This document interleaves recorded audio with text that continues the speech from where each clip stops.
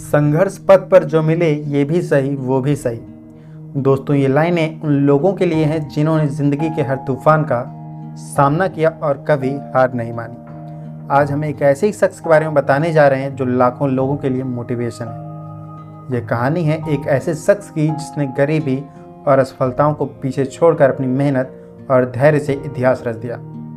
दोस्तों, आईएएस के जय गणेश का नाम शायद आपने सुना ना हो, लेकिन उनकी कहानी सुनकर आप जरूर कहेंगे कि जहाँ चाह वहाँ राह। तमिलनाडु के वेल्लोर जिले के वेनावमंगलम गांव में जन्मे जय गणेश का बचपन तंगहाली और संघर्ष में बीता।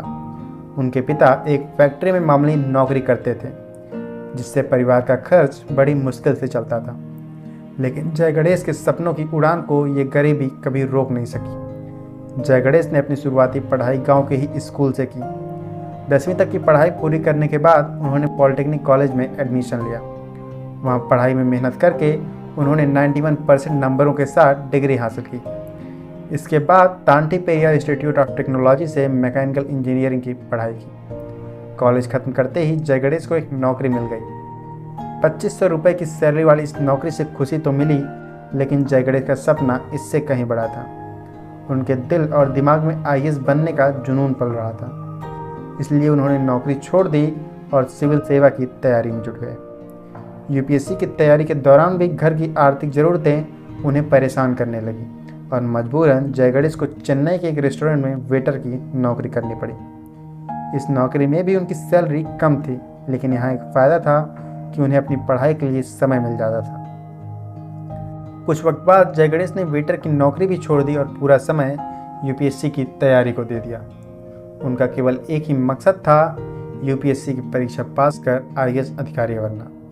यूपीएससी एक ऐसा एग्ज़ाम जो हर साल लाखों एस्पिरेंट देते हैं, लेकिन इसे पास करना हर किसी के बस की बात नहीं। जय गणेश ने अपनी तैयारी शुरू की, लेकिन राह इतनी आसान नहीं थी।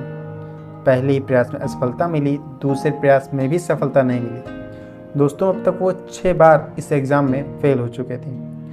सोचिए, 6 बार फेल होने के बाद भी उन्होंने हार नहीं मानी। यहाँ पर ज़्यादातर लोग हार मान लेते हैं, लेकिन जय गणेश को तो इतिहास रचना था।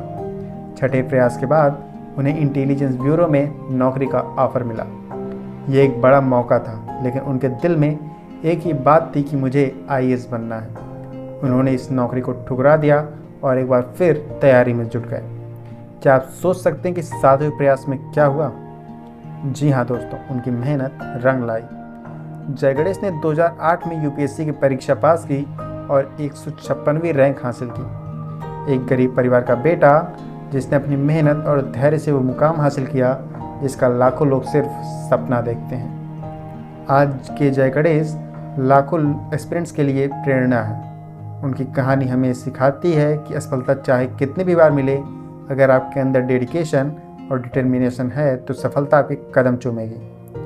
दोस्तों, अगर आप भी सिविल सेवा या किसी और बड़े लक्ष्य के लिए मेहनत कर रहे हैं तो जय गणेश की कहानी को याद रखें। ये याद रखें कि असली विजेता वही है जो हारने के बाद भी लड़ता रहे। संघर्ष जितना बड़ा होगा, जीत उतनी ही शानदार होगी।